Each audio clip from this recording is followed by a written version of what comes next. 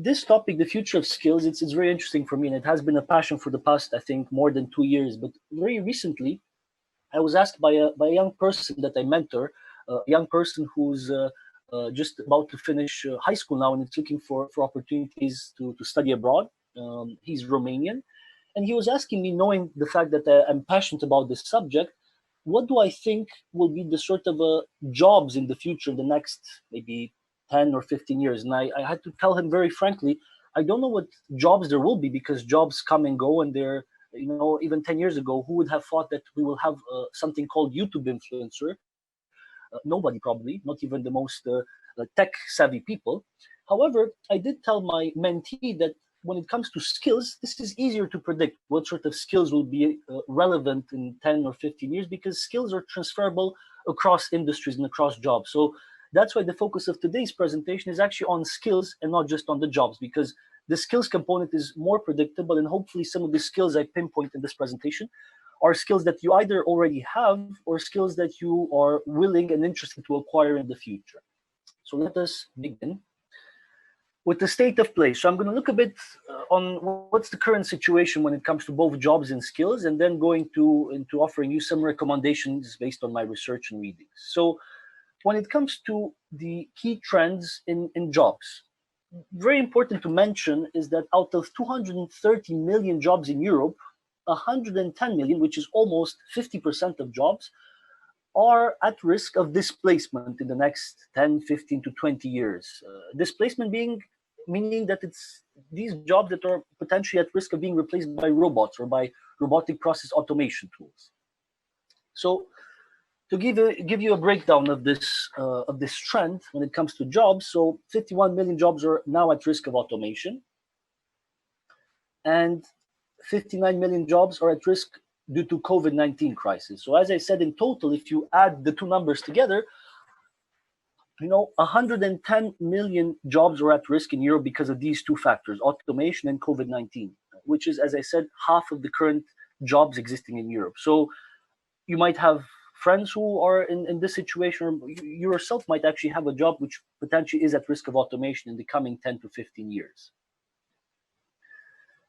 What is maybe even more worrying is that around 24 million jobs at risk are, as I said, both from COVID and automation. So in the previous slide, I separated the two, 51 million from automation, 59 million from COVID.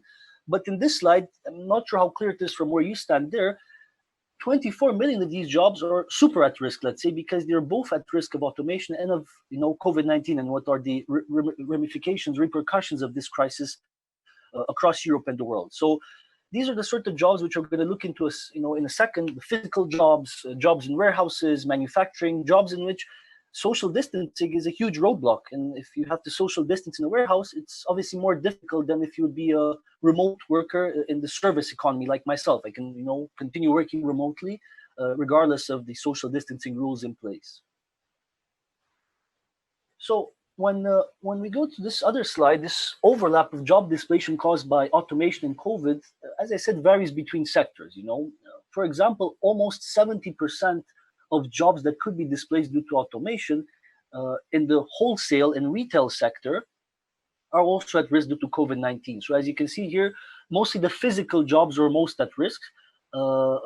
Jobs in manufacturing, accommodation and food services, transportation and storage, and so on. Also human health and social work, because as you probably all know, and it's been already trending on social media and on TV, the fact that the frontline workers of today, be it nurses, doctors, or the delivery guy delivering your pizza or toiletries if need be at your door, these are the frontline workers who are most exposed due to COVID, and also in many ways due to automation. Perhaps here automation is less dangerous for health workers, but definitely for transportation, delivery, and as I said, accommodation and services.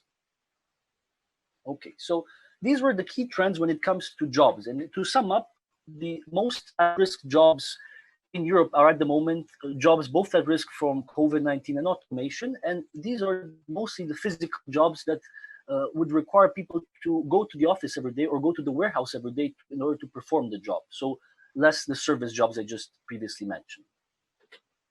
When it comes to skills, there's one big and very important, I think, fact that you have to keep in mind is that in the future, there will not be a shortage of jobs, but rather a shortage of skills to perform these jobs. So there will be enough jobs, even if some jobs will disappear, others will be created.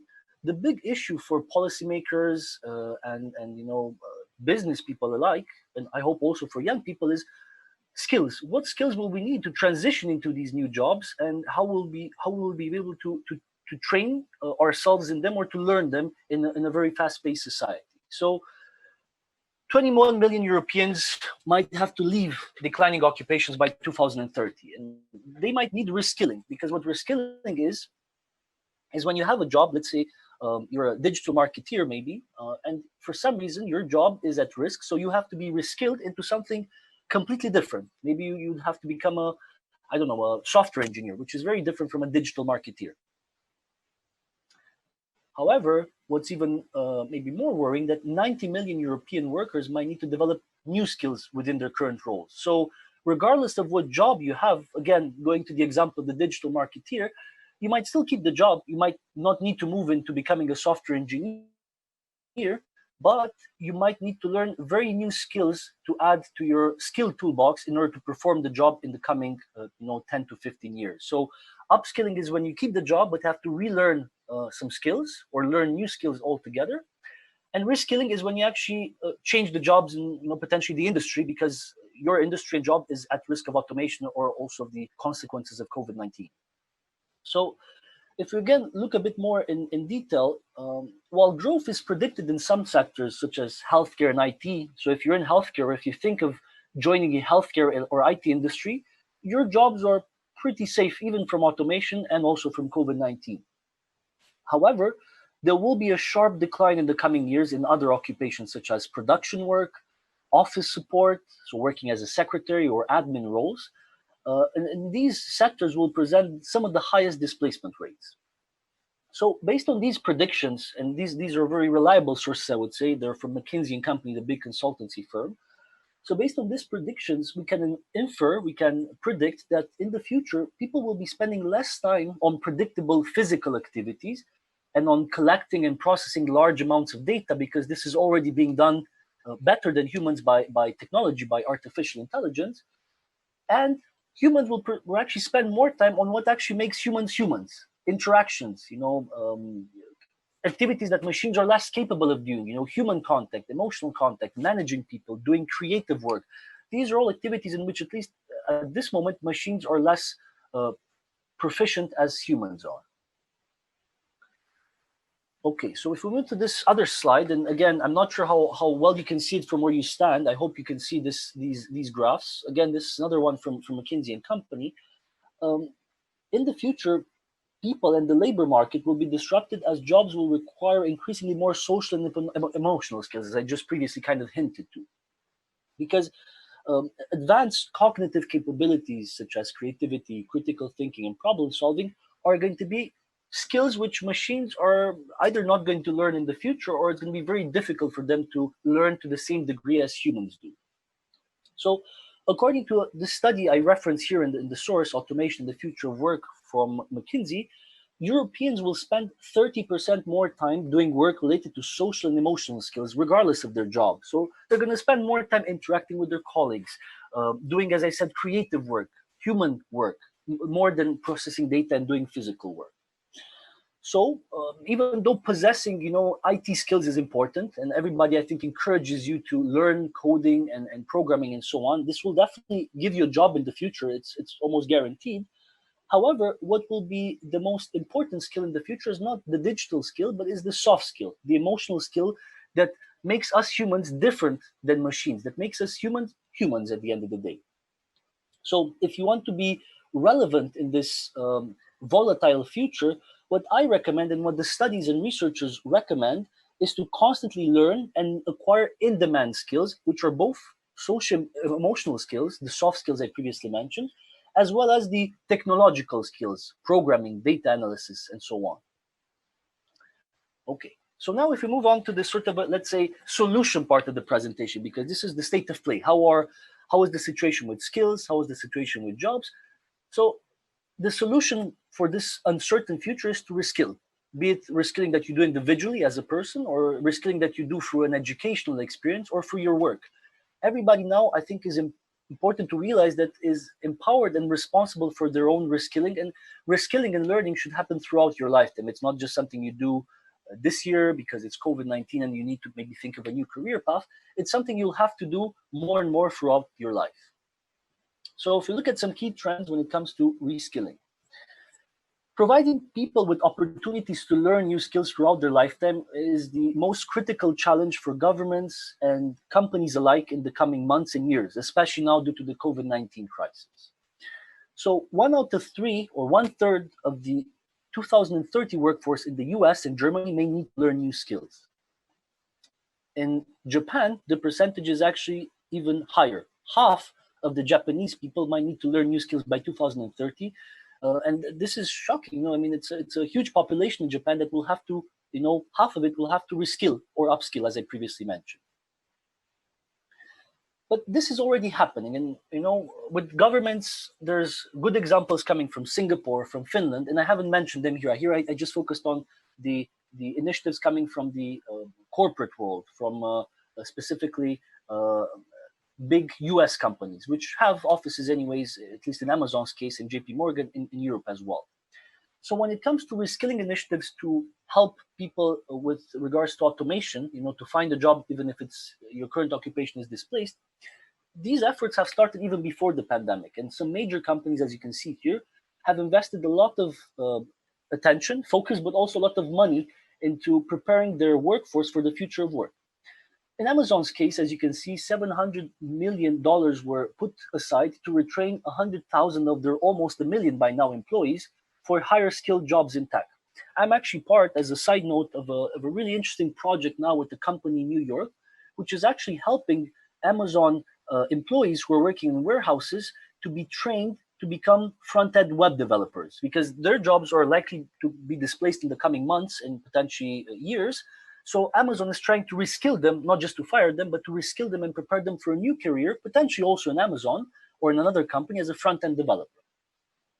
We see JP Morgan Chase also making a huge investment into developing technical skills in demand for their employees, to again move them from more data-driven roles in which they just have to analyze large data sets, which again machines already do better than humans, to do things like data analysis, to interpret these data, to make use of them, to add them to presentations and so on, things which machines are still not yet as capable of.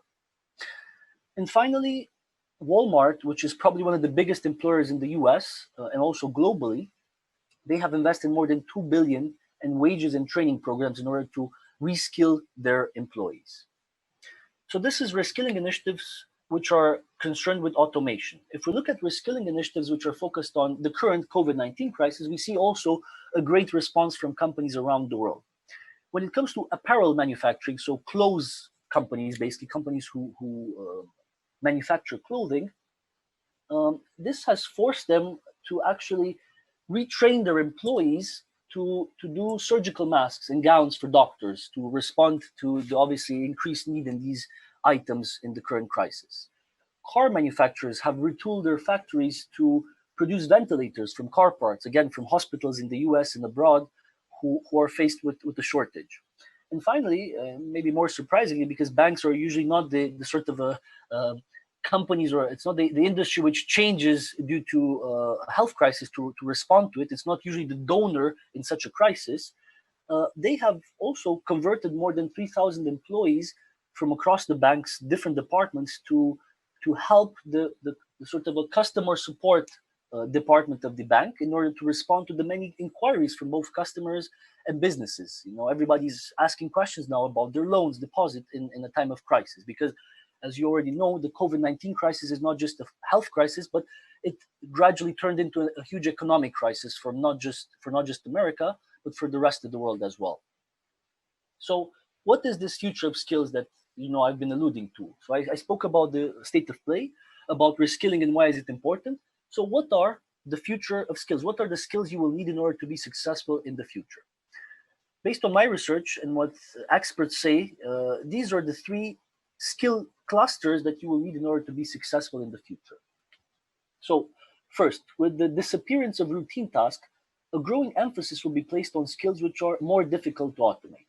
In particular, there is evidence that the labor market is increasingly rewarding people skills, also known for many people as soft skills, such as the ability to communicate, collaborate, work in teams, solve problems, or self-organize. This cluster is also comprised, if you want to have a more, let's say, structured composition, by the four C's of learning I mentioned here in the slide. Easy to remember, four C's: creativity, collaboration, communication, and critical thinking. If you have these four soft skills already, or if you want to acquire them, I think you'll be fairly in a good position in the coming years to be successful, regardless of the industry you want to work in. Second, the importance of digital skills has also been increasing for over a decade, and it's going to increase even more so now after the COVID-19 crisis, which, it has accelerated automation and digitalization for many companies and businesses alike. So while demand for digital and technological skills has been growing rapidly, there is actually a shortage of ICT professionals in most advanced countries in the world. I think including Iceland, as much as it's a fairly tech-savvy country, there's still a lot of room for growth in terms of the number of ICT professionals available. So what's needed is that governments and companies should make even more investments in digital skills education, and individuals like yourselves should continue learning also via massive open online courses found on Khan Academy, Coursera, and so on, in order to get these digital skills, be them basic, like Microsoft Office or Google Drive or Google Suite in general, or more advanced ones, such as programming and data science. And finally, and this is really something very particular to my research, something I found very interesting, is that, okay, it's enough to have maybe soft skills and digital skills to be successful, but if you want to be, top of the 1% of people and really, really successful, I think what differentiates this sort of Jeff Bezos and Elon Musk from the rest of us is this growth mindset. Growth mindset is what Carol Dweck, a researcher from Stanford, if I'm not mistaken, has coined this term of growth. And what it is actually preparing people for a very volatile future in which the jobs of tomorrow might be very different from the jobs of today. They would have to be thus flexible, adaptable, resilient, and gritty. And flexible and adaptable, I think you all understand, being flexible to change, adaptable to different circumstances. What I think is really important to understand is the difference between resilience and grit, because these are the two skills which, especially the COVID-19 crisis, has been really testing us upon. So resilience is when you actually get hit by something, be it a physical object or actually a crisis situation, and it's your ability to resist, to basically almost like an elastic to jump back on your feet. Very similar to flexibility in a way. Grit is a bit different, is more long-term, is something to do with perseverance. How do you persevere in very difficult situations which might be prolonged? And I think grittiness especially is very relevant for COVID-19 because, as we all know, unfortunately, there's still no vaccine, and it might still take maybe a year until we have a vaccine. So we'll have to live with this uncertainty, and for that, we need to be gritty. So I see it's almost past. So my plan was to actually stop at past and to before actually stopping, to share with you these resources, which I'm sure the organizers can also share with you, which are, I think, probably the best 5 articles you can find on the topic of future of work and future of skills. Very recent ones, I think, all from within, I think, 2 or 1 year, very recent articles. And now we have another, at least half an hour from what I understand, to discuss about any of these slides you've just seen, any thoughts you have on the topic, or any other questions that I maybe didn't answer through my presentation. So I'm happy to now open my camera and start discussing with you guys. And thank you for listening so patiently to this monologue, in a sense, unfortunately, given the situation.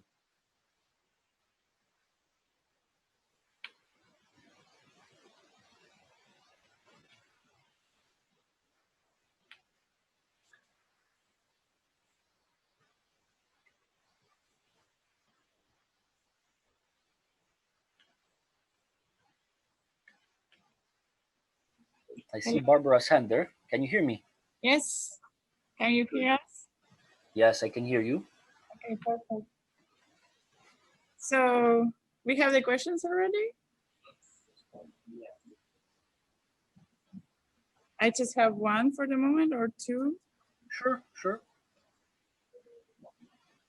You can also, I think, mention them, either you, Barbara, or if I'm not sure if I can hear it, if somebody actually asks them directly. I think I might be able to hear it if the volume is high enough. Okay. Yeah, you want to try if you can read it from you can. Try from there. Try from. I can't be doing. Try from there. Yes. I can barely hear you.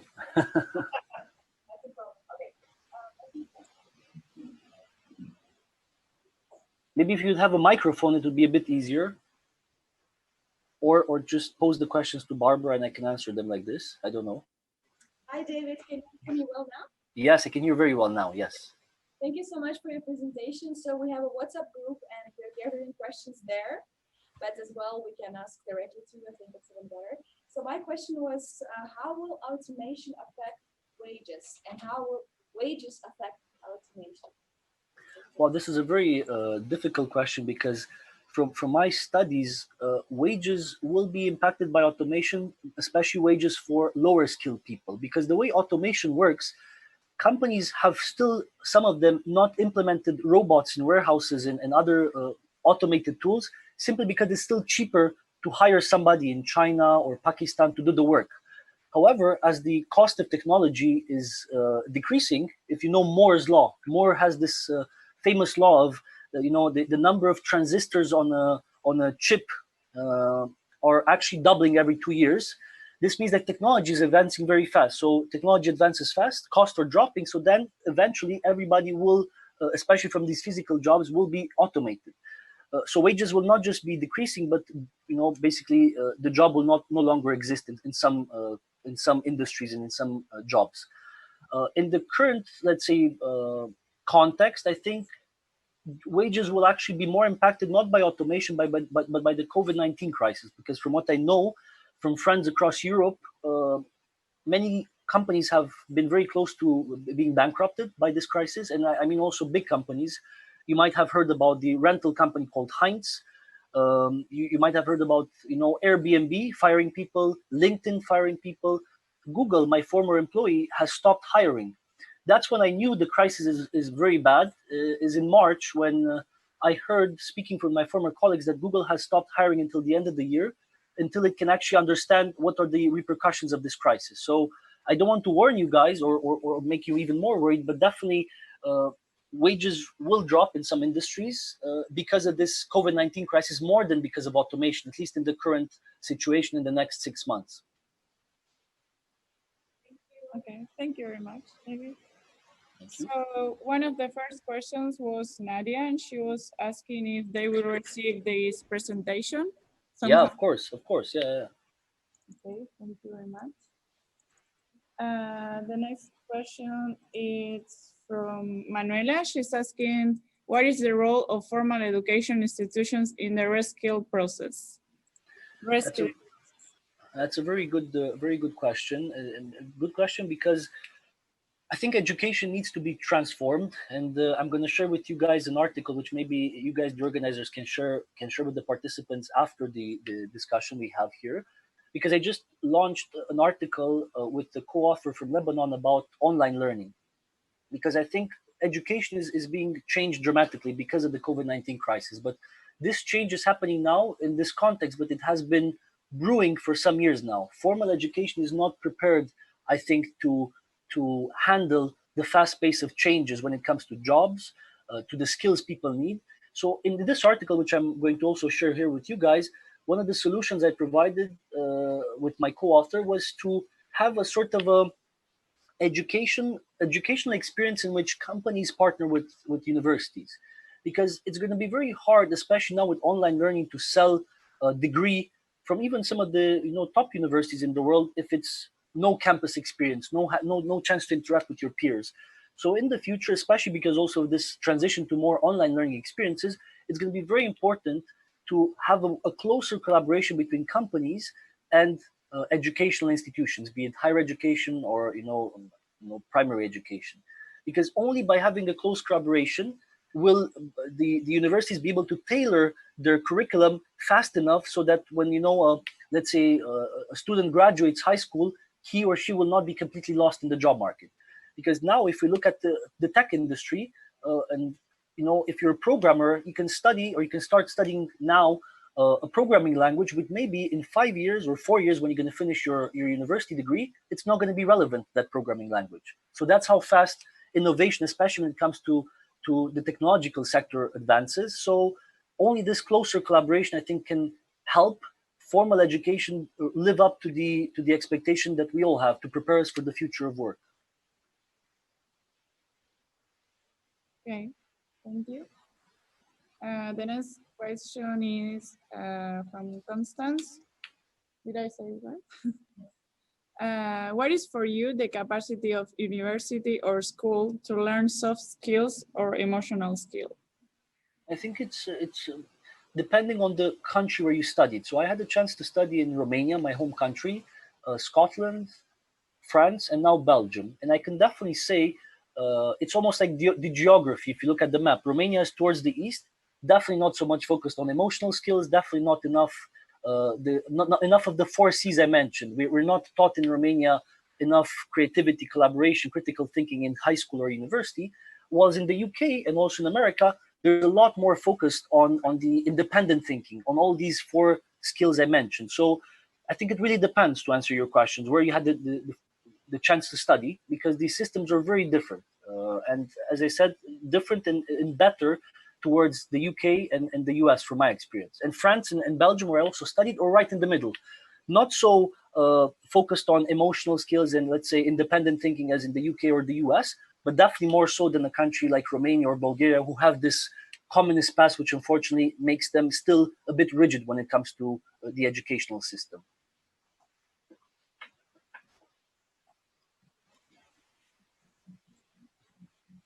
Okay, thank you. The next question is from Mia. She's asking, what skills may gain more importance in formal education with automation? What future skills or reskilling processes are possible expected from the teachers in the future? So it's a two-pronged question here. I think there's two questions in one, no? Yes. May I read the menu? The first one, please, again, so I can answer it punctually. What skills might gain more importance in formal education with automation? So as I mentioned, I think the three skills I called out when I had that slide about the future-proof skills, which I can open again, I think they are my, let's say, a prediction of what will be the most relevant skills. I'm going to open them again so you can see them in front of you. So automation, as well as the COVID-19 crisis, have tested educational institutions and people alike. And I think things have, even if we ignore these two challenges, the same three skills would have been relevant even 5 years. I think, people skills, digital skills, and growth mindset skills. They will be able to, if you acquire these skills, these groups of skills, you will be able to thrive in pretty much any industry. You might not have a tech role, but all roles in the future will have at least a requirement for digital basic skills. They already do have this requirement, from what I know. People skills, again, most jobs you will have to interact with somebody, even if it's only via a webinar, especially these days. So this would be, I think, my answer. These three groups of skills are the most relevant in the future, even if we ignore automation as the threat. They will make you successful in any context, I think. And maybe the second question. Yeah, the second one was, what future skills or reskilling processes are possible expected from the teachers in the future? It's hard to say from the teacher side, because I think with reskilling, it's usually something that companies do more. I think what universities and schools should do is skilling, but skilling properly. So if they work more closely together with the companies to realize what are the sort of key skills needed in the job market in that industry, there is going to be a higher chance that student is skilled properly. So when we speak about education, I don't think it's speaking about reskilling, but it's actually skilling properly, so that companies will not have to reskill immediately when they get an employee. Because from my experience, again, in countries I lived in, both in Romania or in Belgium more recently, companies are complaining that sometimes, students are coming from universities, high-level universities, but with less relevant skills in the job market. So they have to reskill them immediately after they get the job. They almost say that, oh, we got the student, we got him or her because of his people skills and maybe growth mindset skills, but the more technical skills, be it digital or job related skills, we have to train them from scratch because the new employee doesn't know them. So I think maybe a good model for education could be also borrowed from Germany when there's this vocational training. I think Germany does a good job for vocational training and is a great example for how people can learn really practical skills and also part of their education to get an apprenticeship, to have the chance to practice these skills in a real work environment and not just study the theory about them. Okay. The next one is from Katerina, and she's asking, could you provide some examples of stronger skilling initiatives undertaken to support SME workers? I think it's a good question, which I don't have the answer to. I think this is something which governments should have the answer to be honest. And I think governments should, especially in these times, and I think one of the articles in the resources in my presentation makes a reference to this, governments should give money to companies, to small companies, to keep their employees, because many of the companies are now faced with the decision of either being put out of business or firing employees, because that's unfortunately the easiest way to cut costs, to fire somebody basically. So governments should step in when they can, especially in Europe where we have, let's say, a better situation than in many other parts of the world. Step in and give not loans, but actually donations or money to these SMBs if possible to make them and help them reskill their employees. What is another solution, which I find really interesting, is for governments actually to help, if they cannot help the businesses and the businesses have to fire people, governments can start thinking about implementing a universal basic income, or even if it's maybe not universal initially, maybe a categorized basic income or a negative income tax, as it's also called, for people who just cannot make ends meet, cannot afford living if they lose their job. Maybe the government can step in and help them as well. Spain is a country which is doing something like this. Everybody in Spain will now already, or is already receiving the amount needed for everybody to have at least 500 euros, if I'm not mistaken, at the end of the month, 500 or 400. So if you, for instance, earn 400, by the end of the month, the government gives you another 100. If you earn 0, the government gives you 500. So everybody has a safety net, because many people lose their jobs, especially nowadays. So what do? If you don't help the SME keep the person, you at least help the individual who's losing the job or will lose the job in the future. Thank you. And I can also share with you, I'm not sure, because I'm speaking about many different topics here, and apologies, but it's very hard to know from your eyes what topics would be more interesting. But for UBI, for instance, I can share with you on the chat here, and maybe the organizers can give you the link afterwards, a great guide about universal basic income, which I put together, I think, earlier this year. So you can understand this concept, which has a lot to do with automation, because I think it might be an important solution for governments to take into account when it comes to the response they have for people losing their jobs because of automation. Okay. The next question is from Anna. She's asking 3 questions, but I will read them in a row, okay? Okay, perfect. So what the situation with emotional intelligence right now in a global way concerning jobs and employment? Is there any sphere what really use this? Is it successful? If there's any sphere, can you reread the last part of the question, because it was not very clear to me. Yes. Is there any sphere what really use this? Is it successful?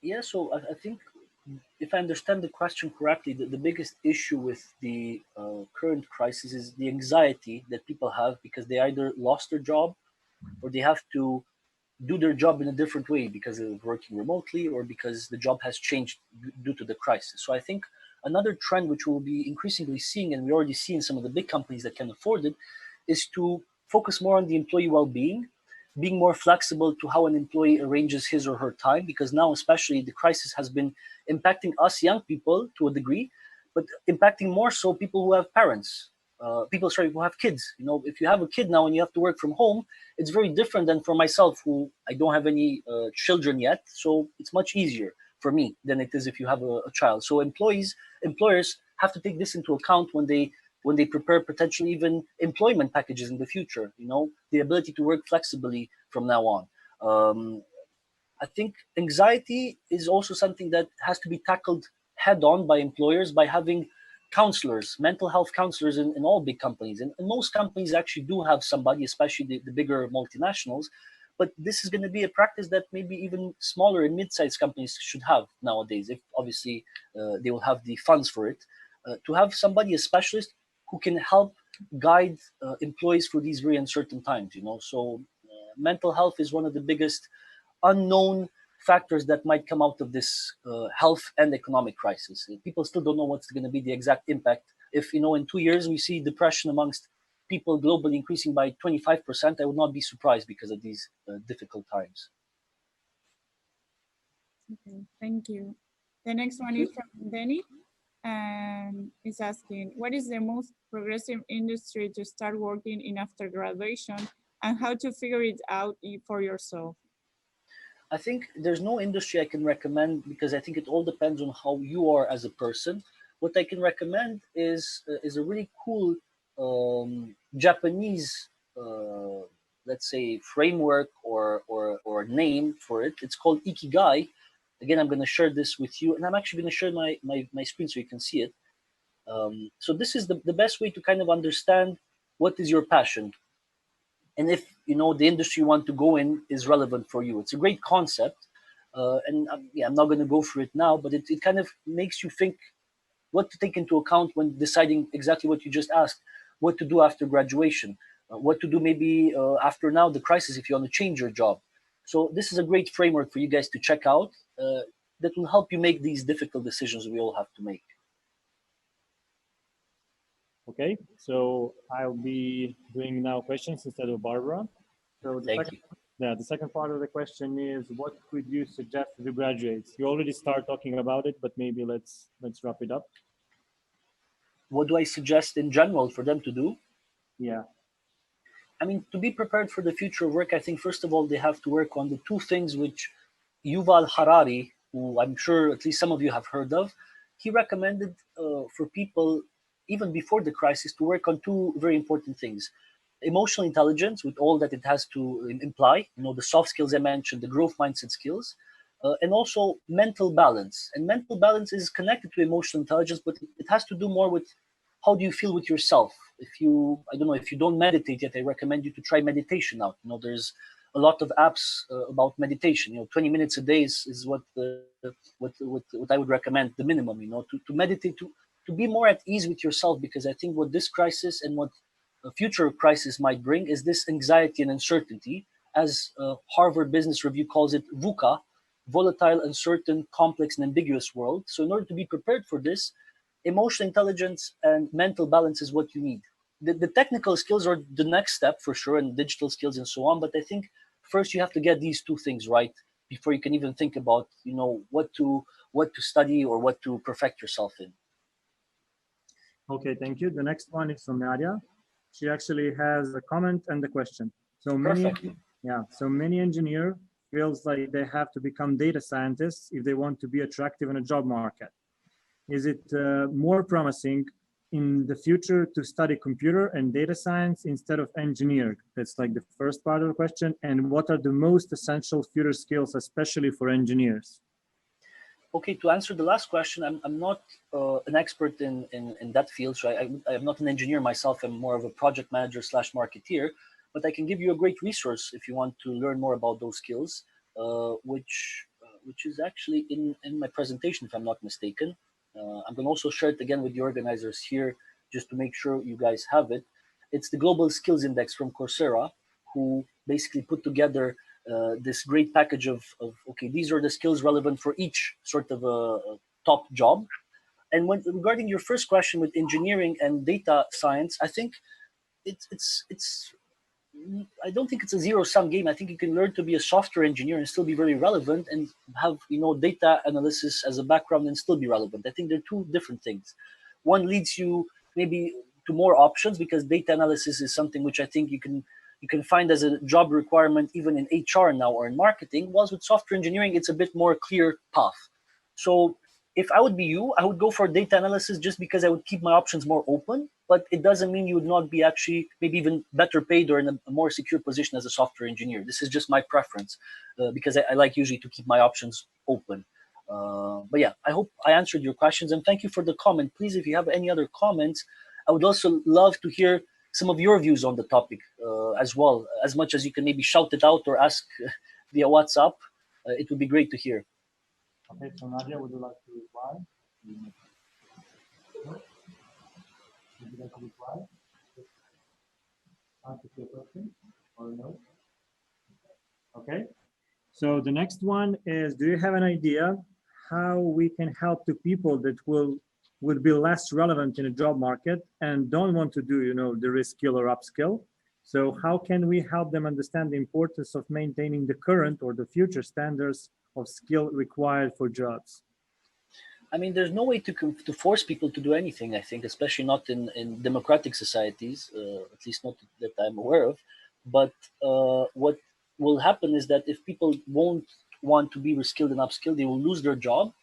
And if the country doesn't have a universal basic income or a negative income tax in place, they will have to do something. They will not have money for feeding themselves and for getting clothes and so on. So I think this hopefully won't happen. I'm sure, the question with universal basic income, especially, there's this big question that if you give people money for free, some of them might just want to use it to buy alcohol or to just sit on their couch and watch TV. And yes, studies have been done. And if you give money to people, you can never guarantee how they're going to use it.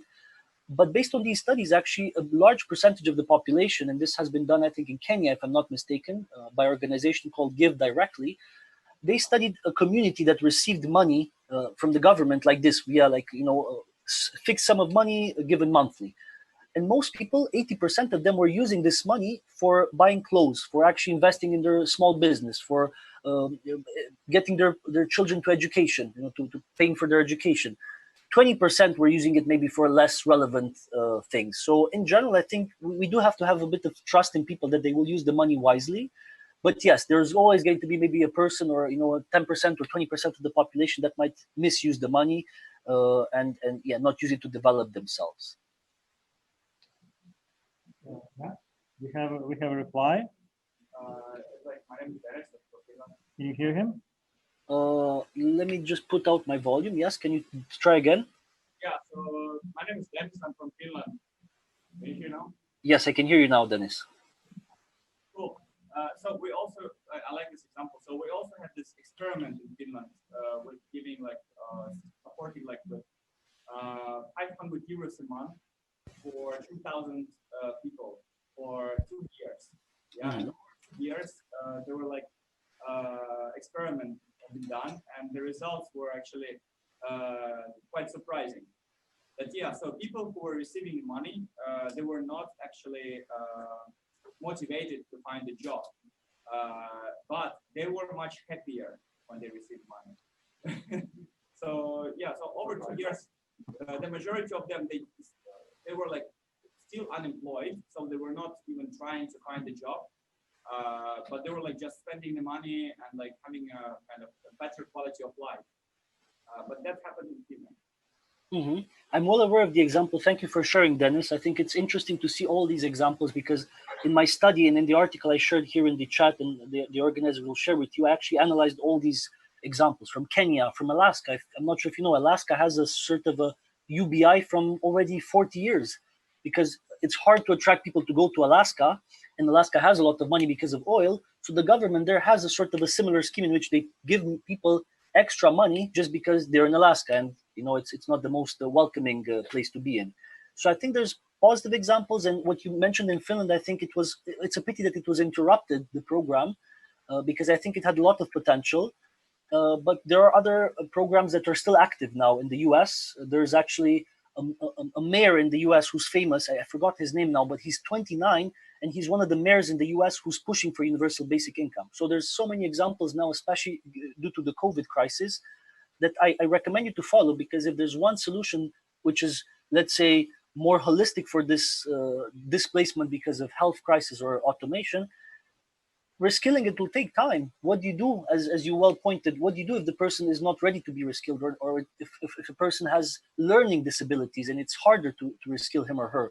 You do have to have a safety net in place to help protect these people before they actually can get reskilled. So I think it's super important to study this subject in the coming years.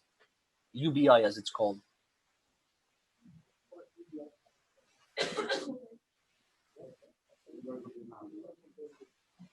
Okay.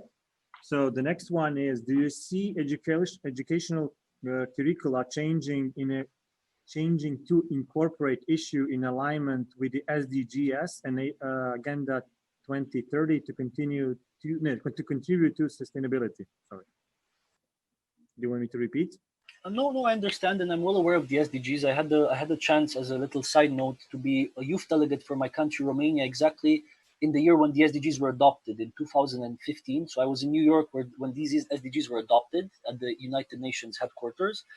So I'm well aware of them and their importance. However, I'm also well aware of their biggest drawback. It's still something that the UN has put together with great intentions and with a lot of expertise and thought put into it. But a lot of people at the grassroots level still either don't know about them or understand them. So I would see it as being very surprising to, at least in the coming years, to have the SDGs well incorporated into the educational system as a sort of a framework. However, if we just take sustainability, one of the SDGs may be focusing on climate or oceans. Yeah, these things can be implemented, and there's a lot of frameworks that can be adopted in schools and universities. But again, I think it's a bit too maybe futuristic to think about this, since the UN, I think, it's still struggling to just get out the word about what the SDGs are, since still many people don't know about these SDGs. So it's a bit difficult for me to imagine a future in which they will be part of the curriculum, at least not in the near future. Okay. So the next one is: are those future-proof skills applicable in any local context? So are there any other skills or any other factors that may make difference in the future-proof skills because of their local context and culture? And what about in Africa, Asia? I think those skills, those three groups of skills I mentioned, are relevant anywhere. I mean, because again, obviously you always have to be aware of the cultural context. And maybe another skill which I didn't mention there, but maybe it would be important to add in the future, is this cultural adaptability, because you'll have to increasingly work more and more with people from different cultures, as you're there now, I think, with people from very different cultures. But at the same time, the skills and the groups of skills I mentioned are general enough to be applicable anywhere. Growth mindset and people skills especially, but also digital skills, because as I said, even the poorest countries in the world now, they do have roles and jobs that imply digital skills, even basic ones or more advanced ones. So yeah, I think these three groups of clusters are still relevant regardless of the geography or if it's a city or a village. They're going to be useful in all places, I think. Okay, thank you. The next one is interesting. New job appeared with the internet, such as very low skilled job to train online, but such as task paid jobs without a salary contract. These kind of. This is very repetitive, but not automatizable tasks. Do you think that such low paid and low skilled jobs will grow? It's a great question. I'm not sure if the person who asked it was referring to Amazon Turk or another platform. Yeah, exactly the one. Yeah. Yeah, it's very interesting what's happening there. This is what it's called, the gig economy, as you guys already know, I'm sure. And it's even now, as we speak, there's a huge case in the UK, if I'm not mistaken, between Uber, Lyft, and the UK government, because the UK government is putting pressure on these companies, which in a sense work like Amazon Turk with gig economy, no contract. The Lyft and Uber driver is not officially their driver. It's somebody who's maybe contracted to drive the car and so on. So the company doesn't take the full responsibility. But the government is now pushing them to treat these people as full-time employees in a sense, with all the benefits they, I guess, rightfully deserve. So with Amazon Turk, I think I'm not sure if it's going to happen the same, but at this stage, it's still helpful because it gives people who otherwise would not have a job or would have a very badly paid job, maybe a chance to make ends meet, to make a living. Because again, a task for you guys living in Europe, maybe because I think most of you are from Europe, if I know correctly, is on Amazon Turk you get maybe paid, I don't know, $5 per hour to do something very boring. But those $5 in a country in Africa or Southeast Asia can make a family very happy. Let's just say that. So I think these platforms like Amazon Turk will continue to exist. The only thing I think I might suggest in the future is for governments to pay a bit more attention to how they regulate them, because there might be a need for more regulation, especially when it comes to benefits and to the sort of risks involved, especially as we see now, as I said, with Uber and Lyft. Happy also to respond if there's a subsequent question on this topic, because I'm not sure if I answered it properly for the person who asked it. Yeah, do you think this such low paid job and skilled jobs will grow? I don't think they will. How can I say? I mean, there are already a lot of them. I think there are going to be maybe other platforms who are going to allow people to do these sort of things, more platforms than they are now, especially because of remote work. So I think there might be an increase. But I think this gig economy is almost working in the dark for some time now, and not many people know about this Amazon Turk, for instance. Very few people. That's why I'm surprised. I get this question now. I'm happy because it's something that has been going on for years, and is just not known by the general public. But the gig economies now, especially with COVID-19 times, put maybe a bit more in the limelight for good reasons, and hopefully because of this, it's going to be maybe made a bit more sure and safe for these people who are doing these mundane tasks and sometimes even dangerous tasks. Bike delivery riders in the UK again are faced with very big dangers to drive maybe in London. To ride their bike in London, you can get easily hit by a car. Some of the delivery companies employing these people, they don't even allow them to take a day break and to go to the doctor in some cases. So there's a lot of issues with this gig economy, in this case bike riders, but with people working on Amazon Turk as well. Okay, thank you. Well, the next one has, let's say, one comment or maybe two comments and three questions from the same person. Okay. So, will the requirements for the applicant will go up significantly, or it will be more about the changes? The requirements from applicants? Yeah, I'm not sure that I understand either. Yeah. Yeah, regarding the job market. Those who apply for a job, Okay. will the requirements to them. Oh, okay. For those people who are, would like to apply for a job, will these requirements go up significantly, or it will be more about the changes? Because of the health crisis, or because of automation, or because of, or in general? With them? Because of automation. Thank you. I don't think the job requirements will be higher. I guess they're just going to be different because jobs will change. I think the only constant we have in life is change. And when we look at the job market, as I said, there will be some jobs disappearing, new jobs being created. But what will change for sure is what tasks do we do in a job. You might have a very secure job, but change the way you do it almost 80% maybe in the next years because of the way automation and technology changes things. If I give you an example of a technology called RPA, robotic process automation, this has changed many roles in many companies already, in which some people actually were displaced because of this new technology, but others who were before doing maybe Excel manually, now they were trained, reskilled, or actually upskilled, to better put it, to use RPA to do those same tasks that they before took them hours, now to take them maybe 5 minutes. So the skills and tasks of the job will change, but not the job. So then requirements, I think, will just depend on this in the future. Did this answer your question? Yeah. Okay. So the next part is, he said that he maybe did not hear it correctly. In the last 100 years, the average salary has grown up despite the increased gap between rich and poor. So the poorest have become richer. May you tell why exactly do you think that the wages will go down? But I'm not sure if I understand correctly, because I think the poor have actually not gotten richer. It's the richer who got richer. I think that's the situation. So I'm not sure. I said the wages will continue to drop, unfortunately, because of automation, because it's going to be harder to, if you're a business, it's going to be harder to explain your shareholders that, hey, I don't want to automate my factory, even though it would cost me half of the money I pay people now if I would just get 2 robots. So I think wages will drop until the point in which either people will no longer want the job, or the employer will just say, hey, I prefer just to get the robot instead because it's cheaper than to deal with this human factor, so to say. So I'm not sure if I understand the question correctly, but in the meantime, if the person can reformulate it, I can actually share with you a different presentation I have, in which I think I made a few mentions exactly on this increase in pay, in income inequality, actually. We have So a comment. yeah, a comment if there's any. We have one comment. Okay. Yeah, this information is from the course at the European Central Bank, so from the European Central Bank professor at Frankfurt. And last year he showed us a presentation about that. Actually, that's very related to the equation. That 100 years ago, the value of dollar was $1 at the time of 100 years ago is equal to the $10,000 now. So people who were investing and who had the capital before, they were always investing money, so they had like free cash on hand. So that's why the rich became even richer. Then with the time they become even richer because it's like multiplying the effect. Multiply.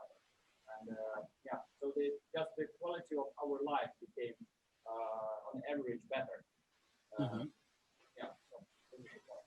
No, so I think I understand better now, and it's correct. Obviously, the value of money is different. So if you're very rich, like maybe like I don't know, John Rockefeller was rich, 100 years ago. He was rich then, but would be maybe even more richer now if obviously the value of money is increasing. However, what I wanted to share with you guys is another presentation I actually delivered on UBI, in which one of the points I made was on income inequality, and this is actually rising. So from this slide, you can actually see how the wealth of global wealth is actually rapidly concentrating in the hands of just a few people. 8 billionaires own the same wealth as the poorest half of the world.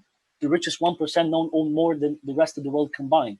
And this is where I was initially confused with your point about the poorest people, because unfortunately the average annual income of the poorest people, and this is data I think from Oxfam in the UK, it's stagnating. Their annual income has risen by less than $3 in a quarter century, and their daily income has risen by less than a single cent every year. So these are pretty shocking figures, I would say.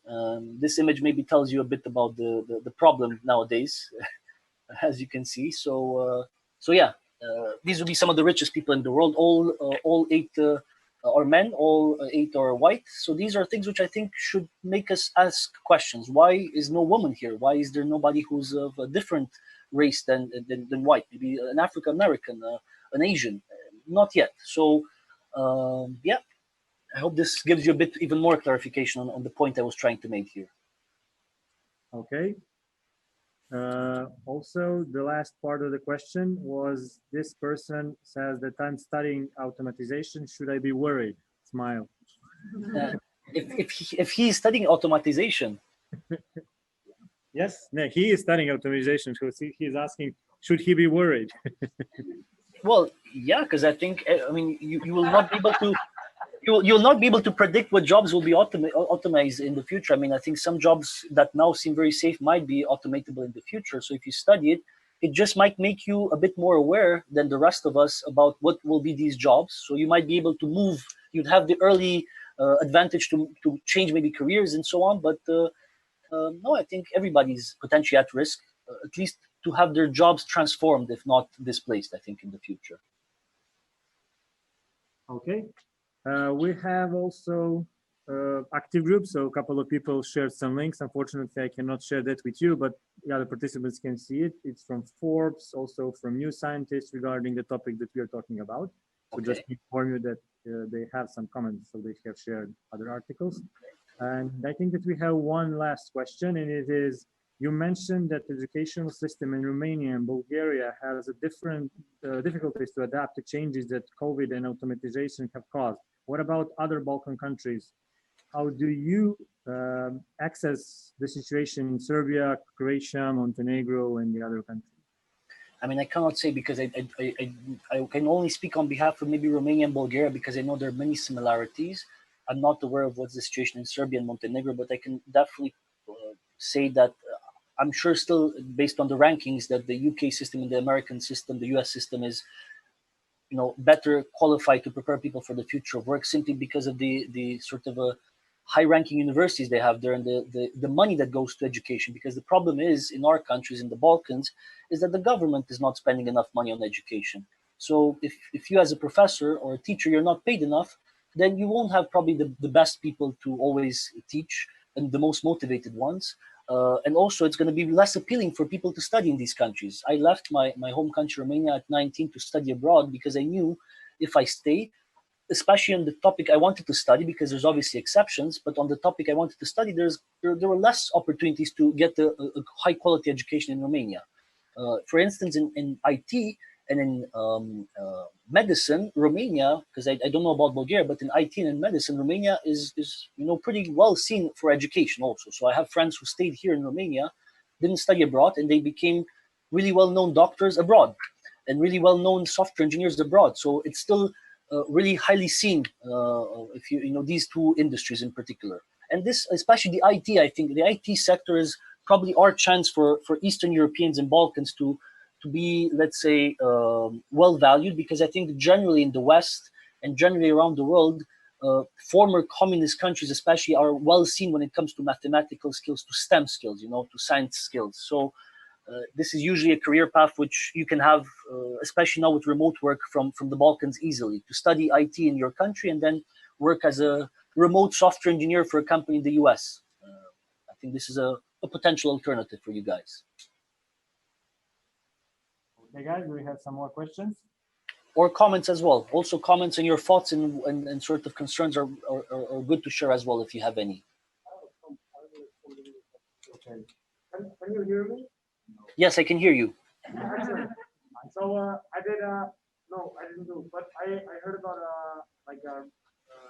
research that was done some years ago about the money that goes into the education system here in Iceland, and they found out that for every krona currency that the government puts into the education over the course of for each person, over the course of the lifetime of this person, the government gets 8 times what they put in back. That's great to hear, and I'm not aware of this study. But what I think governments maybe should get inspired by your comment is not to just invest in education, which is the formal education, but to do what the Singaporean government is doing, which they have a learning fund. I forgot the exact name for it. So basically, every month, if you're a Singaporean citizen, you would get a certain amount of money that you are not allowed to use to buy clothes or food, but to invest in learning. So it's like a learning credit. Let's call it like this for now. So I think they understand really well how important it is to continuously learn. And the government and the Ministry of Education in Singapore is doing this in order to not just invest in education when it comes to formal education, but invest in lifelong learning, because I think this is the future for all governments to realize that you need to give people the incentives and sometimes the support, the financial support, to be able to do the reskilling sometimes themselves or to learn the new skills themselves and not depend on another degree maybe or another formal education context, so to say. So thank you for the comment. Thank you. Meanwhile, we got one more question. In the terms of developing future skill, is it more of organizational resilience or personal or both? I think it's firstly personal. I think you all have to think about firstly yourselves. If you're in a big company, things will change in the company which are outside of your control. I was recently in a role in which I started the role, my manager changed, then 3 months later my manager changed again. It was nothing that I could control. And I think now the COVID-19 crisis is also showing us all how to focus more on ourselves and how we control our own emotions and thoughts, and how we are resilient as individuals, because there's many things which are outside of our control, and if we think too much about them, we just get more anxious and worried. So there's literally no point. So yeah, to answer in short now, focus on your personal resilience first. Okay, we have one more. Could you please develop or define a bit more what is the emotional people skill for enterprise? How does company understand this skill as, for instance, critical thinking is not always welcome? Oh, it's a good question. I'm curious where does the person asking the question coming from? Because I'm just curious for my own, let's say, curiosity. If it's a yeah.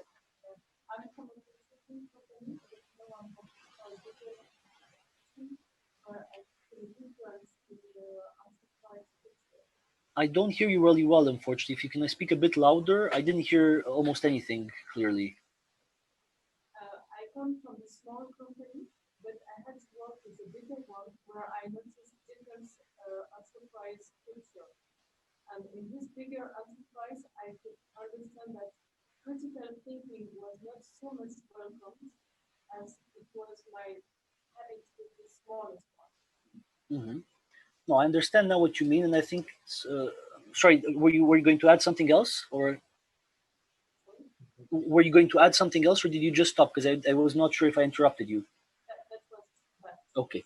So what I think you well pointed out is that yes, obviously different organizations have different rules, and it's hard to predict where you'll have more places to be critical thinker and so on. But I think what I'm going to recommend you to do is to check another really interesting resource, because there's no answer to your question. Let's just be very frank. I mean, it all depends on the company, and yes, in some companies, unfortunately, because of management, which is maybe more outdated or more archaic, you're not so encouraged to think independently and so on.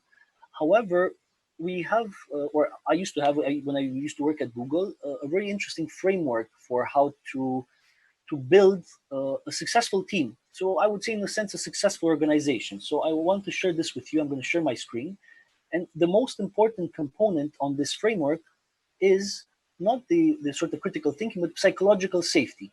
So team members can feel safe to take risks and be vulnerable in front of each other. In other words, also to be critical thinkers, because when you're a critical thinker, in some cases you have to maybe critique your colleague or your manager, obviously in a constructive way. But if you don't have psychological safety to do it, as you well pointed out, there's an issue, and it's not your issue; it's the management's issue. So if you cannot try to change this from the company, from within the company, I usually recommend people to change, because I would not like to be in a place where you're not allowed to share your thoughts, even if in some cases the thoughts are a critique to what the company currently does. So psychological safety is the key. The rest are maybe important, but less relevant for your question. I'm going to share this resource with you guys, because it has a lot of great topics that Google, when I think at some point in Google, there was a really great HR director from Hungary, actually, originally, who studied HR and people management in a completely different way. He used data analysis and a really almost like a consultant-like approach to it.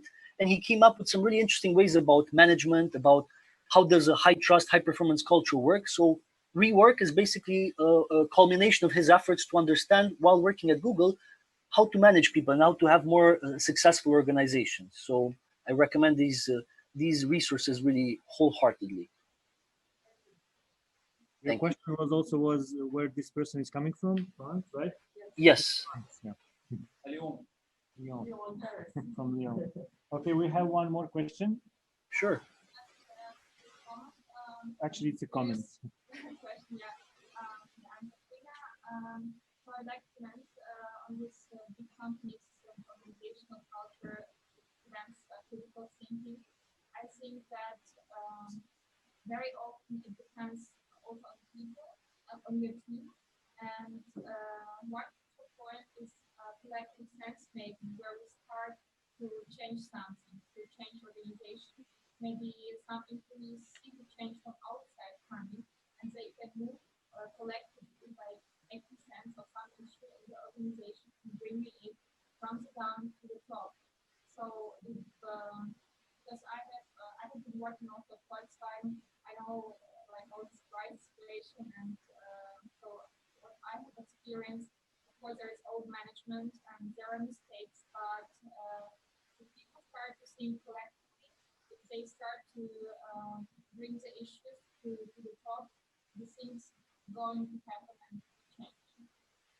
I thank you for the comment. I totally agree. I think employees sometimes forget how powerful they are to raise up their voices, and if there's an issue, an ethical issue, especially within the company, they should voice it out and should not be afraid of the repercussions as much as possible. Obviously, there's always I cannot speak on behalf of all situations. There's always a case in which maybe you're a single mother who cannot risk maybe being put in such a risky situation because she doesn't want to get fired, and that is a risk when you maybe expose something like this. But in general, the recommendation is obviously to always speak out and try to change the company from the inside, because I think more and more, especially tech companies, which are maybe a bit more open, accept this, and they really like to listen to the employees and what they want to say, and they are sometimes forced to change.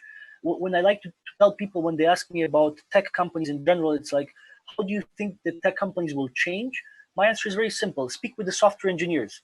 Because if at Apple there's a problem, or at Amazon or any other company, and the CEO doesn't want to change things, speak with the engineers, convince them. If the engineers stop working, the company will stop. So they have this really, really strong power. And I know from my experience at Google also, when there was something happening in the company that the engineers didn't like, the company didn't do it. If it's maybe a contract with the Chinese government, it didn't happen because the employees said, no, we don't think this is ethical, we don't want to do it. And the company didn't do it. So yeah, really important to realize how powerful we are as employees, but also if you want to, again, influence positively somebody in a tech company, speak with the software engineers. Okay, we have more questions. So how will companies measure these soft skills, the 4Cs? Currently, it is simpler to see if a person is a competent programmer or something similar. Yeah, it's a very good question. I'm not sure if there's any tool currently. I'm sure there might be something that I'm not aware of that measures this, but I'm sure it's not at scale yet. So I think, with technical skills are much easier to measure. Obviously, you give somebody a test. Maybe if it's a programmer, you give him a programming language to see how he or she does program in it. But with soft skills, I think these are the sort of things which kind of you don't see. But if you see somebody becoming a manager and advancing fast in his or her career, usually the soft skills are actually a more important part to this success than the technical skills. So it's almost like an iceberg. The technical skills are what you see, are the top of the iceberg. What you don't see is the growth mindset, the soft skills, which are underwater. But these are the reason for that person's success in most cases. So I think even though there are exceptions, there are people who are in high positions who maybe don't have all the soft skills that I just mentioned, but I guess you measure the soft skills by usually looking who's advancing well in the company and who's advancing not just well, but also in an ethical way, not, stepping on people's toes and backstabbing and so on, which is also possible, unfortunately, in many companies. So I don't think you measure it, or at least not to my knowledge, in any concrete way. But you see it based on how the person is performing in general. Okay. Any more questions? Okay, David, we don't have any more questions or comments. So you could maybe use these last 10 minutes to, wrap it up, to sum up, to maybe share some last comments. Yeah, I think I don't want to go into another monologue because I really like the fact that we had the chance to actually discuss now. So I'm not going to present anything else or speak by myself. Yeah, I think as a last word, maybe of advice is to be like your colleague who said he studied automation. I think we should all study the future of work. I mean, what I've been doing for the past 2 years is I haven't worked directly in the future of work as a researcher or as a policy maker, but I studied it as I would already work in this field, because I think in order to be prepared for this future of work, you have to understand it and be the first one to move when the tide will change. So yeah, I recommend all of you to be more interested in the topic and to read every now and then what's happening in the world.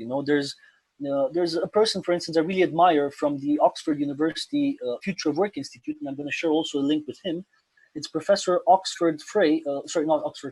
Frey from Oxford University, who is a great person to follow in this field, because myself, I'm also learning, like you guys, what the future of work is, and I'm doing my research also now for 2 years, not for my whole lifetime. And Carl Frey is one of the people who has been studying this for definitely more than 2 years, and he's one of the people I would recommend you to follow. But there are others. I'm also sharing my screen so you can see his face, so you can already follow him on Twitter. By the way, he didn't pay me to do anything like this, but I just admire the guy, so I'm doing it pro bono. So this is Carl Benedict Frey. I had the chance to meet him, and he's a great inspiration for me. And he's one of the people, as I said, who you should follow, and other like him, who are the leading experts in this field, because I'm not the leading expert in this field. I'm still learning. But by following these people, you're going to be better prepared to learn what the future of work will imply in the coming years. I think recently he actually launched a paper on what remote work will mean for the future of work, because more and more we'll see actually what we see now in COVID-19 times as being the new normal, with people working more from home and not going across the world for a face-to-face meeting, but having that meeting online. This is going to be more common in the future. So I do recommend following him. yeah, I think I'm going to give you the rest of the 5 or 6 minutes I still have left in this final remarks to yourselves to enjoy the break, a longer break. And if there's any other last comments from your side, I'm happy to listen. He said we're all doomed. Oh, I don't think it's negative what I just said. I mean, the presentation gave you the facts, which are, yes, worrying, but the general conclusion is that it's all in your power to do these things, to reskill yourself and to convince, in some cases, maybe your employers to reskill. But yeah, the situation is very volatile, as you already know, and it's definitely harder for us than it was for our parents. I can tell you this for sure. I know our parents and our grandparents had, even though they had the World War and obviously many challenges to face, the job market was more stable, less opportunities, but more stable, whilst now it's very volatile. So I think it's with pros and cons. It was more stable but less options, but now we have more options and they're also less stable than in the past. So it's hard to say what's better at the end of the day. But definitely don't get too worried, because I think, as I said, if you get too worried, you're gonna be put into this phase of inaction. I think now what you have to do is act, but not from a place of worry and fear, but from a place of excitement and confidence that there's a lot of opportunities for all of us, be it educational or work opportunities. You just have to look for them and apply. Never pay too much attention to the job description, even if they ask you for 6 or 7 years.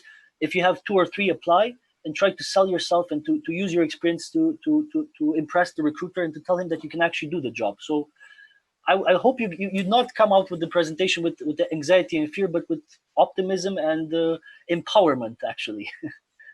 Okay, one more comment. Okay, so it's easy for you to tell that no worry, guys, everything is fine, just chill and relax. My name is Dennis, and I'm graduating. And since last year, I applied to over 1,000 positions in finance. And I have already experienced at investment bank in Finland. And did like a double degree in Germany. I speak like 5 languages.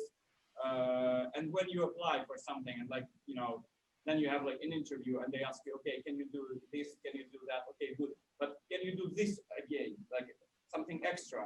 And it's like, okay, but how are we supposed to learn that? Because at university, let's say, you will never learn about like Bloomberg, Reuters, how to actually to work with them, the VBA, how to actually to perform all the automatization things, MySQL, or like some databases, in the banks. You will never learn that. You learn that at the place, but once you're coming there, they're expecting you to know already this and have experience. You're like, all right, guys, I know this application, but I never worked on this application. And from company to company, it differs. Also the software that they're using. So it's also kind of a bit of a challenge that you finish in your degree and you kind of still are very raw for the market. So they're expecting you to be an expert in every area. Okay, you have to speak like many languages because it's international market. Second of all, you have to get a degree in finance, economics, good marks. Yeah, you have to also have some extracurricular activities. You have to be a volunteer somewhere, and extra, you have to know how to program. And it's like seriously, there's like there are like too many of we want you to have, and then they pay you the minimum wage. This kind of things are actually worrying me as as one of like representatives of recent graduates. Yeah. That's a good point. Well, actually, from my experience, I can say so. I graduated 2 years ago, and so I finished MBA in Spain, in one of the best business schools. And then the only position I managed to get after all of that, also because of the training expert, was the HR internship somewhere in Krakow. So I was also applying to like good economic time, everyone's getting a job. So they didn't get me, I didn't get anything in Spain, I didn't get anything in UK. So I went to work in the back company as an HR intern. So the beginning of your career, actually, what I noticed is the best way to get jobs from the beginning is to go to networking parties.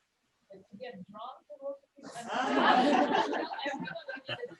Not like very pushy, but like, by the way, guys, I'm also looking for work, would be cool, like I'm social, I do this and that, so I'm amazing, basically.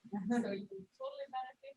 And once you get this 1 or 2 experience, then you can rely on your CV. Otherwise, you can keep applying 1,000 times, all the CVs go into some kind of Yeah. no one ever sees them, but only networking. And now it's harder because there is nowhere to network and trade with people.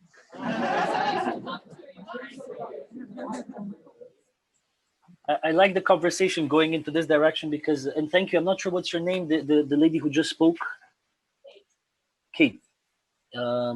Great comment. I think networking exactly was what I was going to suggest to Dennis, but it's a bit obviously a bit more nuanced, and I don't want to put Dennis down because he raised some really important comments, and I think it's something which all of us have either faced or will face soon.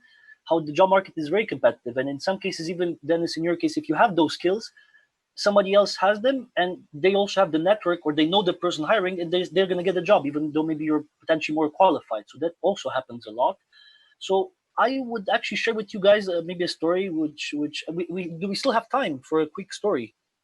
If it's really quick. Well, stories are always good, but this is actually one of my first networking stories when I was a student. It was when I was in Erasmus in Strasbourg, doing a business exchange there. I actually was always organizing things for friends for other students and so on. And at some point, I met on one of the Facebook groups I actually put together for new students coming to Strasbourg to study there. There was a young girl who was like, "Oh, I just arrived. I don't know anybody here. Who would like to show me the city?" And I said, "Well, actually, this weekend I organized a little event in the city. You can join us." We had a lovely discussion. I didn't even remember at the time what she was doing, and I knew I was also looking for internships, but I never put the internship discussion on the table. I never mentioned this or anything like this. But then she really liked me that I helped her, and at some point she asked me on Facebook saying, "Hey, David, remember me?" This was 2 months later. I know you mentioned you might be looking for jobs, but you never mentioned what industry. You know, my boss is looking for somebody. Would you like me to put your CV on top of the other CVs? I say, yeah, if this is possible.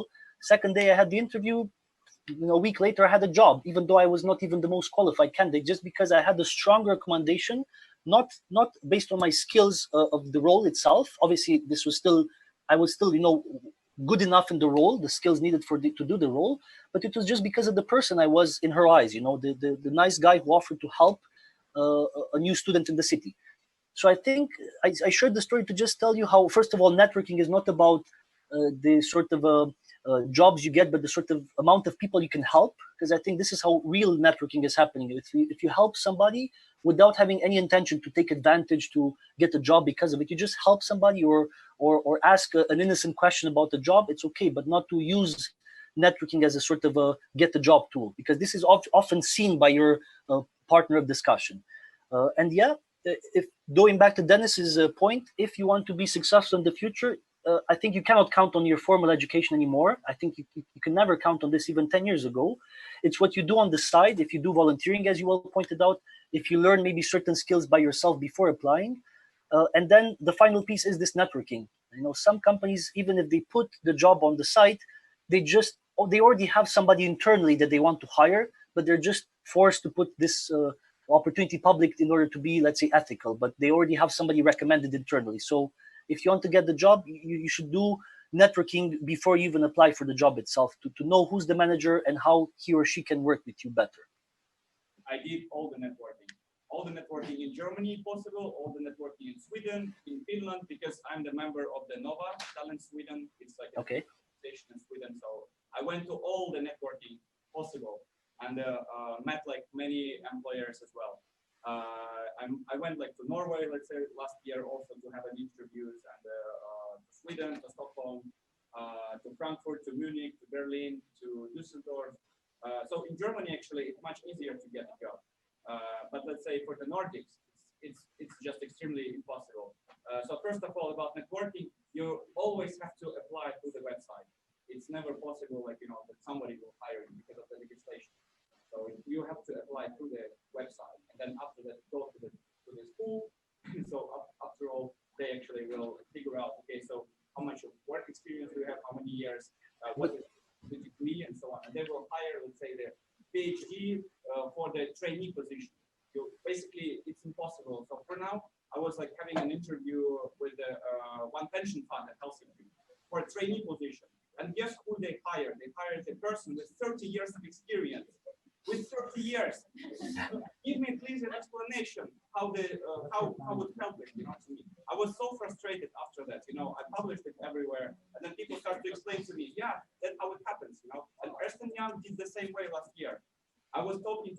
for the trainee position in startups and venture capital. And I really have quite a good CV in this sort of things. And I know everyone in startup arena in Frankfurt, in Berlin, and Stockholm, and Helsinki, and Moscow. And they hired a person who had like 10 years of experience in sales. 10 years of experience in sales. They called me and told the recruiting, the person in HR. So thank you very much. You have a perfect CV. It suits well for our position. Just wait for a second. Discussion can be, this kind of discussion can be continued. So I think maybe a couple of minutes we can do this. So I would like also to comment on the point of Dennis, what's happening in Germany. When they talk about the professional experience, and you say that you did so many internships, the employees don't count it as a real professional experience. What I really like to see, why guys, I did this internship, I worked as a normal employee, and I worked even more hours as usually. So as a usual employee, and they don't count it as a professional experience. But what I realized in this situation, I have also graduated in Master of Technology Organic Management. I have studied in 5 universities internationally in Germany, Austria, Finland. So what I realize now in this situation, also graduating with good grades, is 4 years in this experience.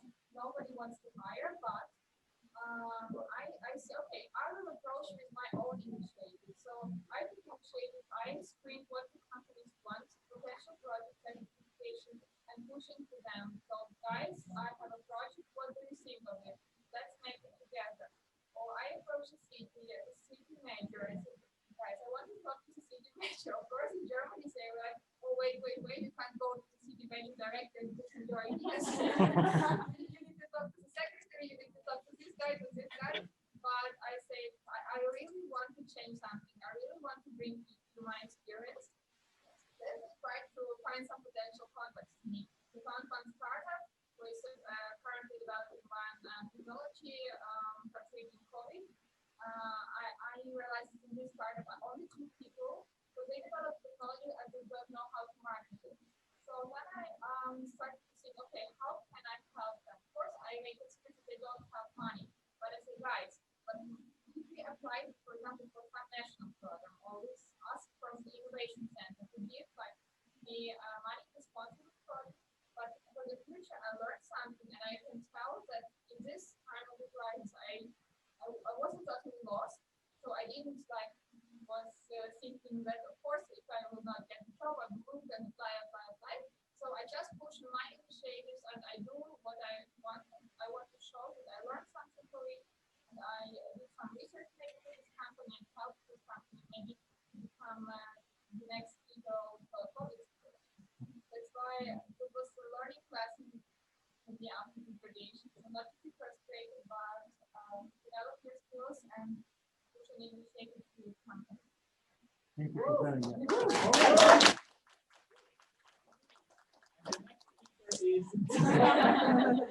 Okay, guys, let's thanks to David for this amazing lecture. And see you guys later, because I think I have another session in the afternoon on a completely different topic. So. And before we go to the break, I would like to thank you for all of the questions, for being so active. And yeah, let's go for a break. Thank you. Enjoy. Ciao.